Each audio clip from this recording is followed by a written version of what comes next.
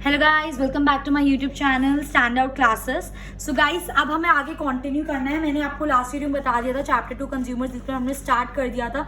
हम लोगों ने ये भी डिस्कस करा था कि टीयू क्या होता है और हमारा एमयू क्या होता है। ठीक है, अब इसके बस थोड़े से फॉर्मूलाज पढ़ लेते हैं फटाफट से कि अगर मुझे टीयू निकालना है, टीयू दे रखा है, एमयू निकालना है तब क्या फॉर्मूला होता है, एमयू दे रखा है, टीयू निकालना है तब क्या फॉर्मूला होता है। ठीक है, अब ध्यान से देखेंगे। टीयू अगर मुझे दे रखा है, टीयू मुझे निकालना है, एमयू दे रखा है, तो TU is equals to summation of MU.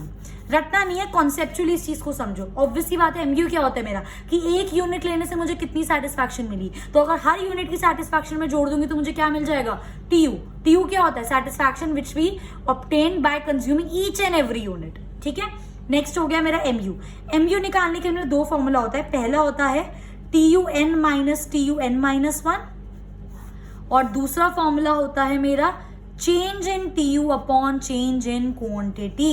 ये ट्राइंगल का मतलब यहाँ पे चेंज होता है, change in TU upon change in quantity. ठीक है, ये चीज मैं अभी आपको एक्सप्लेन करूंगी कि इससे निकलेगा कैसे। ठीक है, हम एक फटाफट से एग्जाम्पल लेते हैं इसका। आ जाओ, यहाँ पे मैंने एक टेबल बना रखा है, थोड़ा सा एक्सप्लेन्ड है, तो एक काम करते हैं, इसको पहले ढंग से लिख लेते हैं। ठीक है, देखो यूनिट्स मेरे पास कितने हैं, 1 2 3 4 5 6। और फॉर एग्जाम्पल मैं अभी आपको एमयू बता रही हूँ, तो मेरे को टीयू दे रखा है। टीयू मेरा कितना है गाइस, लिख लेती हूँ, 20 36 46 50 50 एंड 44। ये मेरा टीयू है। ठीक है, अब मुझे इससे एमयू निकालना है, तो मैं आपको दोनों फॉर्मूला से निकाल के दिखाती हूँ। ठीक है, सबसे पहले हम फॉर्मूला यूज कर रहे हैं, MU is equals to TU N minus TU N minus one. N है यहाँ पे नंबर ऑफ यूनिट्स। अगर मुझे फर्स्ट यूनिट की निकालना है एमयू, तो कैसे हो जाएगा guys, TU1 minus TU1 minus one क्या हो जाएगा, 0। और TU1 पे 1 यूनिट पे मेरा TU कितना है, 20, माइनस 0 पे मेरा TU मुझे नहीं पता। 0 पे मतलब मैंने 0 यूनिट लिया, ये मैंने आपको प्रीवियस वीडियो में बताई है बात। अगर हम 0 यूनिट कंज्यूम कर रहे हैं तो हमारी यूटिलिटी कितनी होगी, 0। 20 minus 0 it will give me what, 20। आप चाहो तो यहाँ पे डैश भी डाल सकते हो, और आप चाहो तो जो फर्स्ट जितना हमारा फर्स्ट यूनिट से TU होता है उतना ही हमारा MU। ठीक है, नेक्स्ट पर आ जाओ। अब अगर मुझे सेकेंड यूनिट का निकालना है, तो एन तो हो जाएगा मेरा 2 minus TU 2 minus one, N minus one है ना, तो 1। तो सेकेंड की यूटिलिटी मेरी कितनी है, 36। फर्स्ट की यूटिलिटी मेरी कितनी है, 20। तो 36 में से 20 गया, क्या बचा, 16। ठीक है, थर्ड की निकाल दो, TU 3 minus TU 3 minus one is 2। Third की यूटिलिटी मेरी कितनी है टोटल, 46, माइनस सेकंड की यूटिलिटी मेरी कितनी है, 36। तो कितना हो गया, 46 minus 36 will give me what, 10। तो अब तक तो ये समझ आ गया होगा, अगर हमें एडिशनल यूटिलिटी निकालनी, एमयू निकालना है, तो एक जो नीचे वाला ट्यू है उसके ऊपर वाले ट्यू से उसको माइनस कर दो, कि यही तो फॉर्मूला है।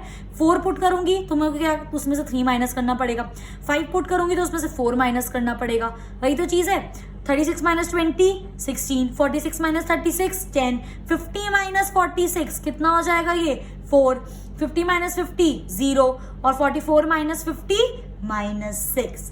तो इस वाले फॉर्मूले से हम एमयू ऐसे निकालते हैं। अब एक और हमारा फॉर्मूला होता है एमयू निकालने का, क्या होता है, change in TU upon change in quantity. मतलब एक टीयू में कितना चेंज हुआ और उसके क्वांटिटी में कितना चेंज हुआ, देखते हैं। ठीक है, एक और बार मैं एमयू निकाल रही हूँ, सेकेंड फॉर्मूला से निकाल रही हूँ। इस वाले में तो कोई चेंज नहीं है ना मेरे पास। चेंज आप तभी देखोगे ना जब एक गिवन हो और एक चीज हो, ऊपर तो कुछ है ही नहीं, बस डायरेक्ट ये है, तो इसमें हम ऐसे डैश डालेंगे। चाहो तो यहाँ पे भी डाल सकते थे, कोई दिक्कत नहीं थी। इस पर आ जाओ सेकंड वाले पे। अब मेरा टीयू देखो यहाँ पर कितने से चेंज हुआ गाइस, 20 से 36। चेंज बताना है, पहले 20 था 36, तो मतलब 16 से वो बढ़ गया, चेंज अपॉन क्वांटिटी भी 1 से 2, मतलब 1 से बढ़ गई, तो मेरा एमयू क्या आ गया यहाँ पर, 16। नेक्स्ट पर आ जाओ, 36, नेक्स्ट चेंज देखो, 36 से क्या हो गया, 46, 10 से बढ़ गया, 10 से वो चेंज हुआ, अपॉन क्वांटिटी तो 1 से ही बढ़ रही है, तो आपको ये भी क्या आ गया, 10 आ गया।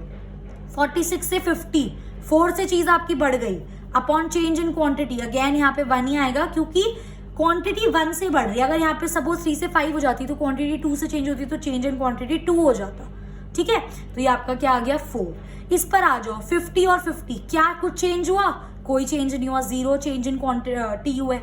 और हमारा यूनिट में कितना चेंज हो रहा है, 1 का, तो 1, और 0 अपॉन समथिंग इज ऑलवेज 0।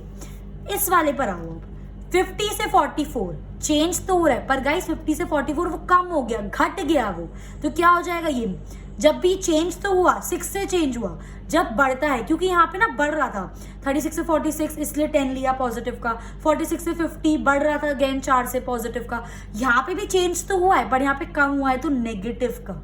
ठीक है, ये मैथ्स में चीज पढ़ी होगी 7th 8th में, बढ़ता है तो पॉजिटिव का साइन, कम होता है तो नेगेटिव का साइन, इंटीजर्स में 6 अपॉन क्वांटिटी में अगेन 1 तो आपका -6। देख सकते हो आपका टीयू दोनों से क्या है, सेम है। तो ये फॉर्मूला होता है जब टीयू दे रखा और हमें एमयू निकालना हो। इस वाले फॉर्मूले को भी यूज कर सकते हो आप, इस वाले फॉर्मूले को भी यूज कर सकते हो। ठीक है गाइस, नेक्स्ट चीज क्या आती है, अगर आपको टीयू निकालना और आपको एमयू दे रखा हो तो टीयू का फॉर्मूला क्या होता है हमारा, समेशन ऑफ एमयू। ऐड कर दो, जरा ऐड कर दो, कैसे करोगे लिख लेते हैं एक बार। फॉर एग्जाम्पल एमयू मुझे यहाँ दे रखा है विच इज 20, 16, 10, 4, 0, -6। अब इस एमयू से मुझे क्या निकालना है, टीयू निकालना है। ऐड करती रहूंगी मैं, तो फर्स्ट पे तो कुछ नहीं है तो 20 रहेगा, 20 + 0। अब 20 प्लस ऐड कर दो 16, कितना हो गया 36, 36 + 10 46, 46 + 4 कितना हो गया मेरा 50, 50 + 0 50 और 50 + -6 अल्टीमेटली वो क्या हो गया, 50 - 6 विल गिव मी व्हाट, 44। समझे आप मेरी बात में क्या बोलना चाह रही हूँ। समेशन ऑफ एमयू एक आया, अब खुद सोचो ना कॉन्सेप्चुअली, ये मेरी एक यूनिट खाने से मुझे इतनी सेटिस्फैक्शन मिली। अब जब मैंने एक और यूनिट खाया, जब मैंने सेकंड यूनिट खाया तो मुझे उस यूनिट से कितनी मिली 16, तो टोटल कितनी हो जाएगी वो 20 + 16। अब जब मैंने तीसरा यूनिट खाया तो उससे मुझे सेटिस्फैक्शन कितनी मिली 10, तो वो टोटल कितनी हो जाएगी 36 + 10। समझ गए, आई होप ये चीज समझ आ गई होगी। सो ये था हमारा पूरा कॉन्सेप्ट कि अगर एमयू दे रखा हो टीयू कैसे निकालना है, टीयू दे रखा हो एमयू कैसे निकालना है। गाइज अब एक बहुत ज्यादा इंपॉर्टेंट चीज मैं आपको यहाँ पे पढ़ाने वाली हूँ, बहुत ज्यादा। ठीक है, कैसे होगा ये, अब इसका हमें शेप और डायग्राम समझना है। ठीक है, आप यहाँ पे देख सकते हो मैंने 2 कार्टेशियन प्लेन लिए हैं, किसी बुक में इसको एक पे ही ले रखा है, आप कैसे भी बना सकते हो। ठीक है, एक्स एक्सिस से मैंने यूनिट्स लिए हैं, वाई एक्सिस से मैंने यहाँ पे टीयू लिया है, यहाँ पे एक्स एक्सिस से मैंने यूनिट्स लिए हैं, यहाँ पे भी वाई एक्सिस से मैंने एमयू लिया है। ठीक है, अब देखो इनिशियली मेरा टीयू क्या हो रहा है, इंक्रीज कर रहा है, एक पॉइंट पे आके वो मैक्सिमम हो गया, इस पॉइंट के बाद क्योंकि वो फॉल कर गया ना तो इस पॉइंट पे वो मैक्सिमम हो गया और फिर मेरा टीयू क्या कर गया, फॉल कर गया। अब इसी चीज का रिलेशन मेरा एमयू देखो। ठीक है, जब तक मेरा टीयू इंक्रीज कर रहा था मेरा एमयू क्या था, पॉजिटिव था, पॉजिटिव था। जैसे ही मेरा टीयू मैक्सिमम हुआ मेरा एमयू क्या हो गया 0, और जैसे ही मेरा टीयू फॉल हो गया मेरा एमयू क्या हो गया गाइस, नेगेटिव। समझ रहे हो क्या बोलने की कोशिश कर रही हूँ। एक बार मैं ना आपको ये चीज बना के दिखाती हूँ, क्या ताकि आपको ये पता चले ड्रॉ भी कैसे करते हैं ये। ठीक है, ये देखो ये है मेरा एक एक्सेस और यहाँ पे मैंने लिया ये मेरा एक्स एक्सेस, ये भी एक्स एक्सेस, ये वाई एक्सेस, ये वाई एक्सेस। चाहो तो एक ही पे भी ले सकते हो, मैंने ऐसे लिया है यूनिट्स। यहाँ पे मैं टीयू शो करूंगी, यहाँ पे मैं अपना एमयू। जब मेरा टीयू इंक्रीज कर रहा है, इस पॉइंट पे मेरा टीयू मैक्सिमम हो गया। अब इस पॉइंट पे मेरा टीयू मैक्सिमम हो गया, इस पॉइंट के बाद मेरा टीयू क्या कर गया, फॉल कर गया। ठीक है, क्योंकि इस पॉइंट के बाद मैक्सिमम देन वो फॉल। अब देखो जब मेरा टीयू मैक्सिमम था इस वाले पॉइंट पर मेरा एमयू क्या होगा, 0। इसके पीछे का कॉन्सेप्ट है ये भी पूरा बताऊंगी कि टीयू मैक्सिमम हो तो एमयू 0 क्यों होता है, जब टीयू इंक्रीज कर रहा है तो एमयू पॉजिटिव क्यों होता है, जब टीयू फॉल कर गया तो एमयू नेगेटिव क्यों होता है, यह भी पूरा डिटेल में बताऊंगी। अभी के लिए बस ये चीज समझो। समझ आई मेरी बात, रिलेशन समझ आया। हम इसको ऐसे भी तो पढ़ सकते हैं कि जब तक मेरा एमयू पॉजिटिव रहेगा मेरा टीयू क्या करेगा, इंक्रीज करेगा। जैसे मेरा एमयू 0 हो जाएगा, जहां पे मेरा एमयू 0 होगा वहां पे मेरा टीयू क्या होगा, मैक्सिमम होगा। इसके बाद तो फॉल कर रहा है ना। और जैसे ही मेरा एमयू नेगेटिव हो जाएगा मेरा टीयू क्या कर जाएगा, डिक्लाइन कर जाएगा। समझ आया रिलेशन, क्या बोला मैंने, मेरा अगर एमयू पॉजिटिव है तो मेरा टीयू इंक्रीज करेगा। एमयू पॉजिटिव है, देख लो यहाँ तक टीयू यहाँ तक इंक्रीज कर रहा है। जब मेरा एमयू आपका 0 हो गया मेरा टीयू क्या हो गया, मैक्सिमम हो गया। देख लो एमयू 0 टीयू मैक्सिमम। जब मेरा एमयू नेगेटिव हो गया, जब मेरा एमयू देखो इसके नीचे नेगेटिव आ गया ना, वाई डैश एक्सेस आ जाता है, एमयू नेगेटिव हो गया तो मेरा टीयू क्या कर गया, फॉल कर गया। समझे मेरी बात। अब ये क्यों हुआ वो अभी हम डिस्कस करेंगे, उससे पहले एक चीज और बतानी है, बहुत इंपॉर्टेंट चीज है, बहुत ज्यादा। यहाँ पे मेरा टीयू इंक्रीज तो कर रहा है but with decreasing rate. But with decreasing rate. Guys इस बात का मतलब क्या होता है, बहुत ध्यान से समझना। टीयू मेरा इंक्रीज कर रहा है, मैं मना नहीं कर रही, पर वो डिक्रीजिंग रेट से इंक्रीज कर रहा है। इसका मतलब क्या होता है मैं आपको बताती हूँ, ठीक है। यहाँ पे देखेंगे ध्यान से, हम यहाँ पे हमने ये टेबल ड्रॉ करी थी, ठीक है। ये मेरा टीयू था, ये मेरा एमयू था। आप यहाँ पे इस वाले को भी आप यहाँ पे देख सकते हो, जब तक मेरा एमयू पॉजिटिव था, देखो मेरा एमयू कहाँ तक पॉजिटिव था, यहाँ तक, तो मेरा क्या कर रहा था, टीयू इंक्रीज कर रहा था। देखो ना 20 से 50 इंक्रीज कर रहा है टीयू, 20, 36, 46, 50। जब मेरा एमयू जीरो हो गया, तो मेरा टीयू कोई चेंज नहीं आया, टीयू मैक्सिमम, क्योंकि 50 है, टीयू मेरा मैक्सिमम पे पहुंच गया। और जैसे मेरा टीयू नेगेटिव हो गया तो मेरा एमयू क्या कर गया, फॉल कर गया। 3 स्टेज में डिवाइड हुआ, नहीं हुआ, 1 2 3। एमयू पॉजिटिव, टीयू इंक्रीज कर रहा है, MU zero, TU maximum, MU जहां पे नेगेटिव हो गया, टीयू क्या कर गया, फॉल कर गया।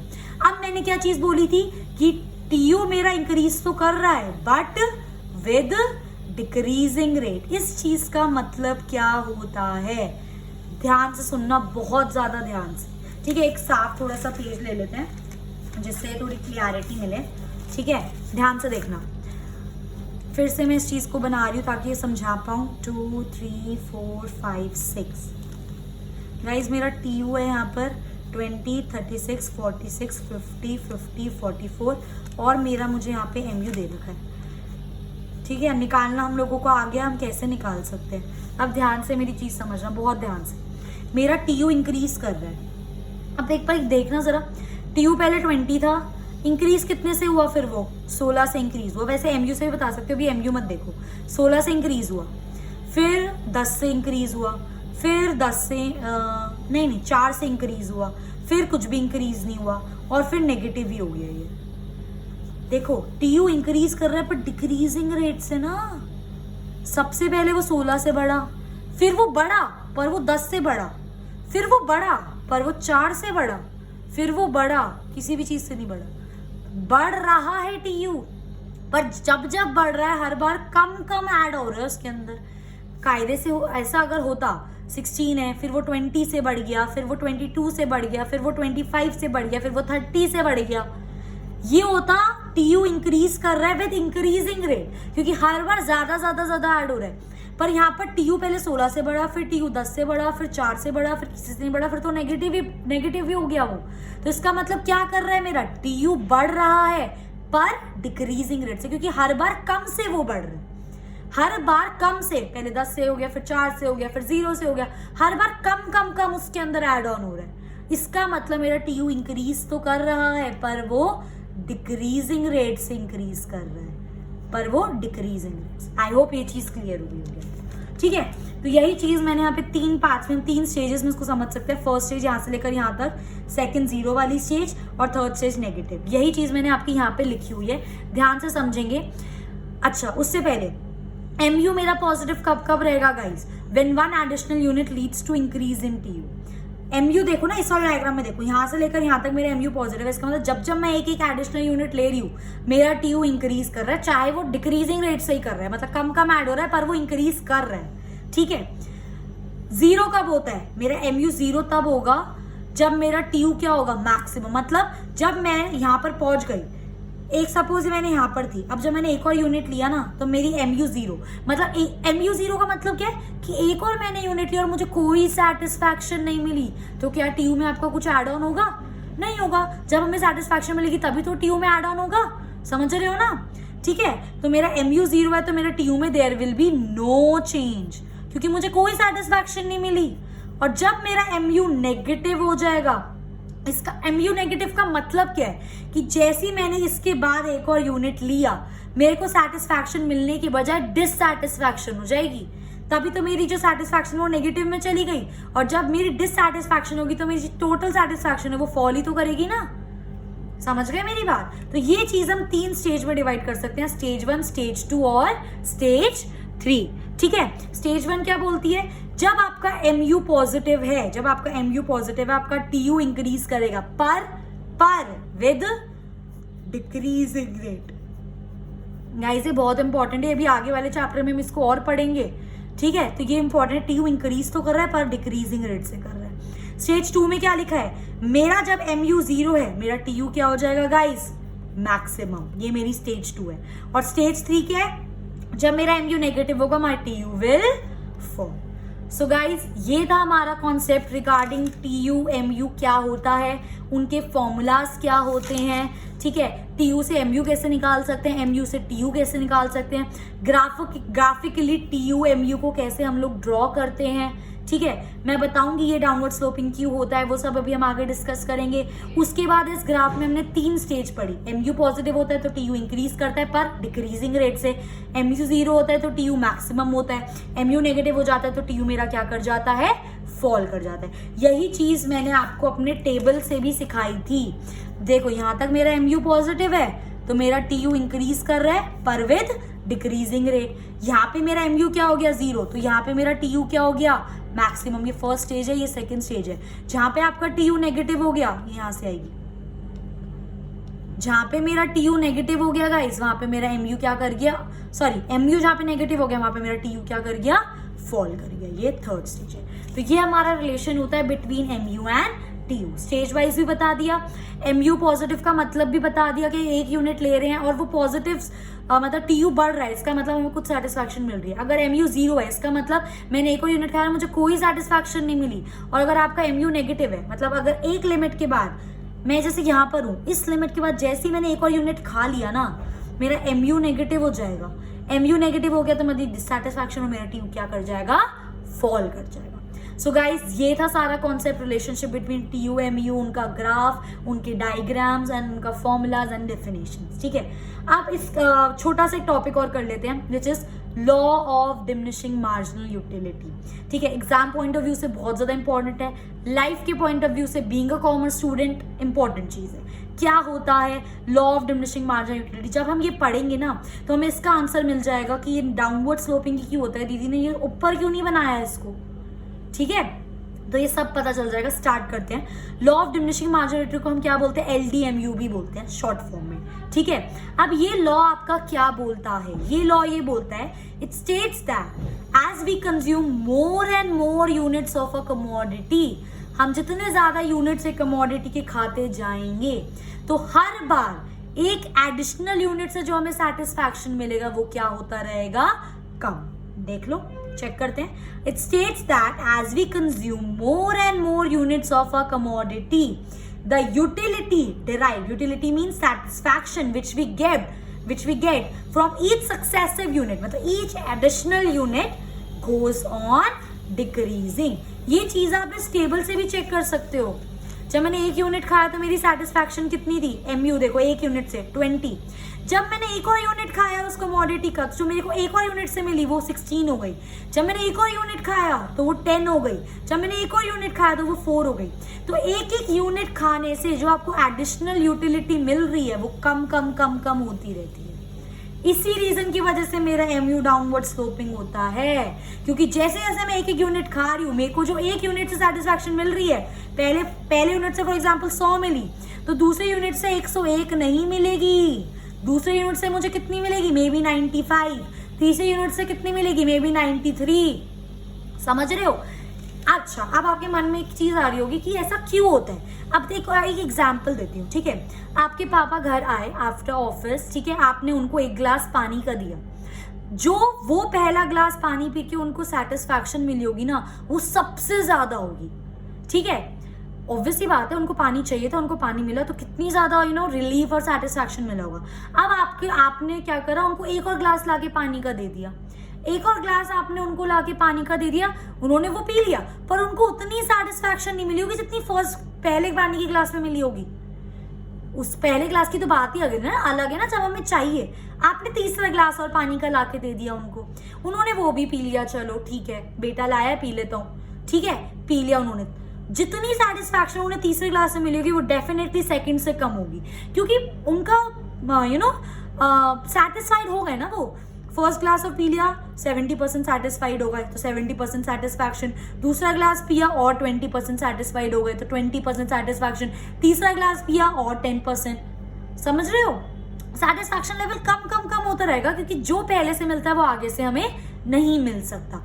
अब देखो, जब उन्होंने पहला ग्लास पिया 70% उन्हें तो सेटिस्फैक्शन मिल गई। जब उन्होंने दूसरा ग्लास पिया उन्हें 20% सेटिस्फैक्शन मिल गई। जब उन्होंने तीसरा ग्लास पिया उन्हें 10% सेटिस्फैक्शन मिल गई। अब जैसे ही आप चौथा ग्लास लेकर आए उन्हें कोई सेटिस्फैक्शन नहीं मिली, ठीक है, पानी पी लिया, खत्म।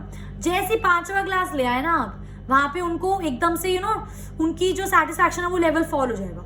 ये ह्यूमन नेचर है, नेचुरल सा नेचर है यार। एक बच्चे ने एक आइसक्रीम खाई, बहुत ज्यादा खुश हुआ, दूसरी आइसक्रीम खाई, खुश हुआ, ठीक है, तीसरी आइसक्रीम है, थोड़ा सा खुश हुआ, चौथी आइसक्रीम खाई, पेट भर गया, मन भर गया। जैसी पांचवी आइसक्रीम खा लेगा, मन सा भर गया ना, उग जाता है इंसान, समझ रहे हो, तो वो डिससैटिस्फैक्शन में कन्वर्ट हो जाता है।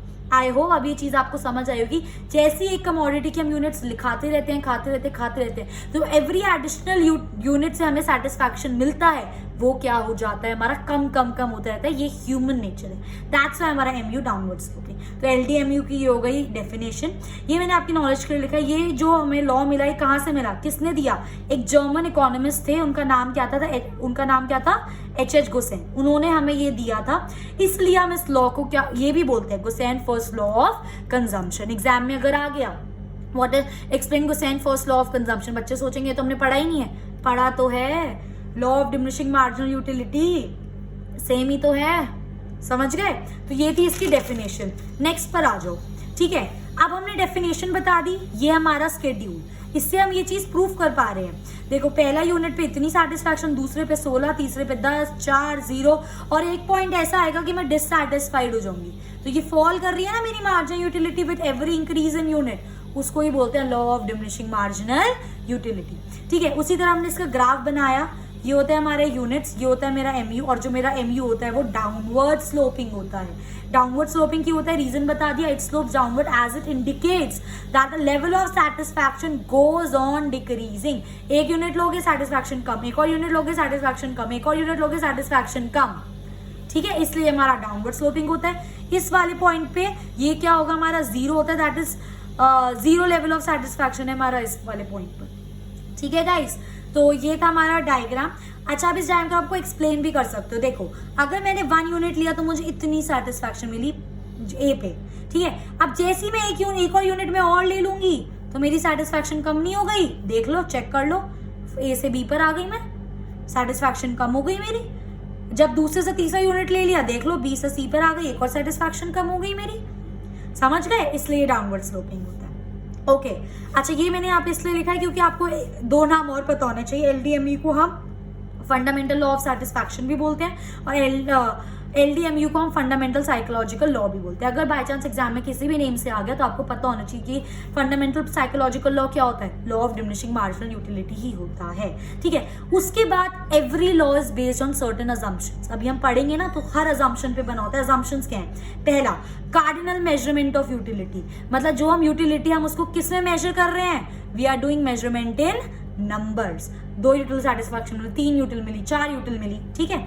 कॉन्टिन्यूस कंजम्पशन, हमेशा याद रखा, ये नहीं कि मैंने सुबह एक चाय का कप मिला, मुझे सेटिस्फैक्शन मिली, पी लिया, अब मैं उसके बाद शाम को पी रही हूँ फिर मुझे सेटिस्फैक्शन, नहीं भाई। कॉन्टिन्यूस कंजम्पशन, पापा को 1 ग्लास दिया, 2 ग्लास दिया, 3 ग्लास दिया, 4 ग्लास दिया, कॉन्टिन्यूस कंजम्पशन चल रही है, तभी तो मेजर करोगे ना सेटिस्फैक्शन।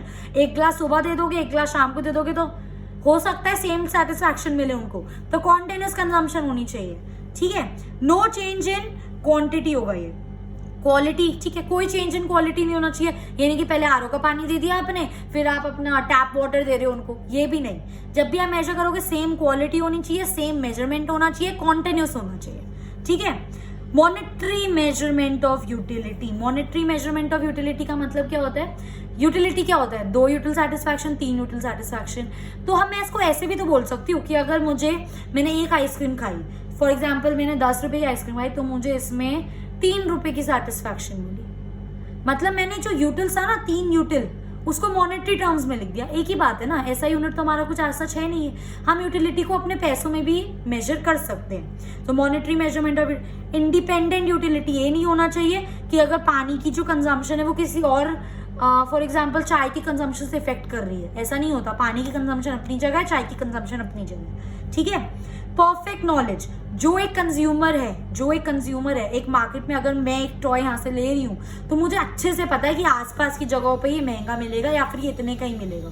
मतलब मैं परफेक्टली अवेयर हूँ सारी चीज़ों के बारे में, कोई पागल नहीं बना सकता। एक कंज्यूमर एक रैशनल कंज्यूमर होता है। रैशनल कंज्यूमर का मतलब कि जितना अगर वो 100 रुपये खर्च कर रहा है तो उसमें 100 में उसको 110 का फायदा चाहिए, 110 नहीं 100 का तो चाहिए 99 रुपीज़ का फायदा भी उसे बर्दाश्त नहीं है। रैशनल कंज्यूमर जितना खर्च कर रहा है उतना फायदा चाहिए, और परफेक्ट नॉलेज होती है कंज्यूमर को आजकल, कोई इसका पागल नहीं बना सकता। ठीक है, नेक्स्ट चीज जो हम ये लोग खरीदते हैं, जो कंजम्पशन करते हैं, हम मान के चलते हैं कि कंज्यूमर की इनकम फिक्स है और जिस प्राइस पे अगर 10 रुपये की आइसक्रीम है तो 10 रुपये की ही है। ठीक है, हम ये मानकर चलते हैं। And same amount of consumption, ये नहीं कि पहले बड़ा वाला ग्लास दे दिया पापा को फिर छोटा वाला ग्लास दे रहे हो, नहीं, same amount, same quality, continuous consumption. आई मेरी बात समझ? तो ये था हमारा LDMU। आप समझ आए नाम क्यों है इसका? Law of diminishing marginal utility. मेरी जो मार्जिनल यूटिलिटी है वो डिमिनिश कर रही है, वो कम डिक्रीज हो रही है जैसे जैसे मैं एक और यूनिट कंज्यूम कर रही हूँ। आई होप ये चीज अब आपको क्लियर हो रही होगी गाइस। ठीक है, सो ये हो गया हमारा LDMU। आपका जो पूरा एक फुल फ्लेजेड क्वेश्चन आ सकता है एग्जाम में 6 मार्क का, तो आप इसको अटेम्प्ट कैसे करेंगे एक बार वो समझा देते हैं बस 2 मिनट में। सबसे पहले आप LDMU की डेफिनेशन लिखोगे, लिख दी हम लोगों ने डेफिनेशन। उसके बाद हम उसका एक शेड्यूल बनाएंगे। हम इसमें दिखा रहे हैं ना कि मैंने 1 यूनिट खाया तो इतनी हुई, दूसरा खाया तो कम हो गई, तीसरा खाया तो और कम हो गई सेटिस्फैक्शन। ये तो टोटल है, टोटल तो इंक्रीज करेगी बट विद डिक्रीजिंग रेट, वो भी समझा चुकी हूँ मैं। ठीक है, शेड्यूल बनाएंगे। उसके बाद हम उसका क्या बनाएंगे? डायग्राम बनाएंगे। डायग्राम को आप थोड़ा एक्सप्लेन करोगे। एक्सप्लेनेशन में लिख सकते हो डाउनवर्ड स्लोपिंग क्यों होता है। उसके बाद एक्सप्लेनेशन में ये लिख सकते हो कि 1 यूनिट लिया तो इतना सेटिस्फैक्शन था, जैसे मैंने 2 यूनिट लिया तो मेरा सेटिस्फैक्शन ऑफ लेवल A से B पर आ गया, जैसे मैंने 3 लिया B से C पर आ गया। तो दिस शोज कि जैसे जैसे मैं यूनिट ले रही हूँ मेरी जो सेटिस्फैक्शन है वो कम कम कम होती जा रही है। लास्ट में हम लोग उसकी अजम्पशन लिखेंगे। अगर अजम्पशन नहीं लिखी तो ये जो आपका क्वेश्चन है ये इनकम्प्लीट है, 6 में से 4 नंबर ही मिलेंगे। तो सबसे पहले डेफिनेशन, फिर शेड्यूल, फिर डायग्राम की एक्सप्लेनेशन, एंड लास्ट में हम इसकी क्या लिखेंगे? अजम्पशंस। ठीक है, तो ये आपका फुल आंसर प्रिपेयर हो जाएगा 6 मार्क के हिसाब से। Thank you guys. I hope you like my video. If you like my video, please do like, share and subscribe. We'll be uploading further material in my coming videos. So stay tuned. Thank you.